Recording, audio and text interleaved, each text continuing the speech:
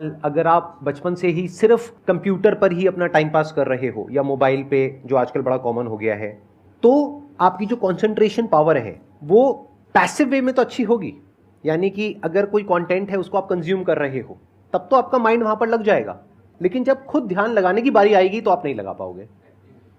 Active concentration आप नहीं कर पाओगे। और वही आपका क्वेश्चन है कि जो अपनी एक्टिव कंसंट्रेशन पावर है उसको कैसे बढ़ाया जाए, यानी कि आप जब चाहे, जहां चाहे, जितनी देर के लिए चाहे उतनी देर के लिए अपना ध्यान लगा सके और जब चाहे वहां से ध्यान हटा सके। इसी को कहेंगे ना कि एक्चुअल में आपका जो ध्यान है वो आपके कंट्रोल में है।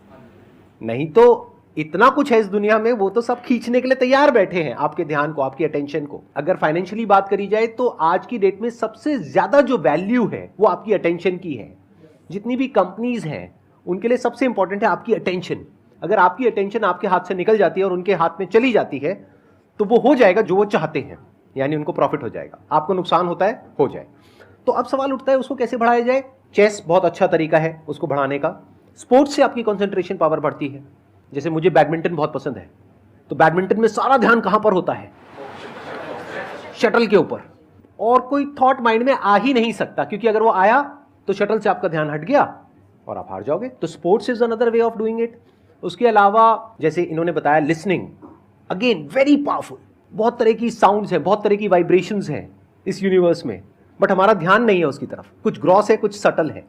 तो जैसे जैसे हम सटल जाते हैं तो ऐसी बहुत सारी वाइब्रेशंस हमारी पकड़ में आती है जो नॉर्मली लोगों की पकड़ में नहीं आ पाती है। क्यों? क्योंकि उनका ध्यान दो जगह पे होता है, या तो इस दुनिया में जो कुछ हो रहा है वहां पे होता है, या फिर अंदर जो थॉट चल रहे होते हैं वहां पे होता है। इसके अलावा और कहीं नहीं होता है।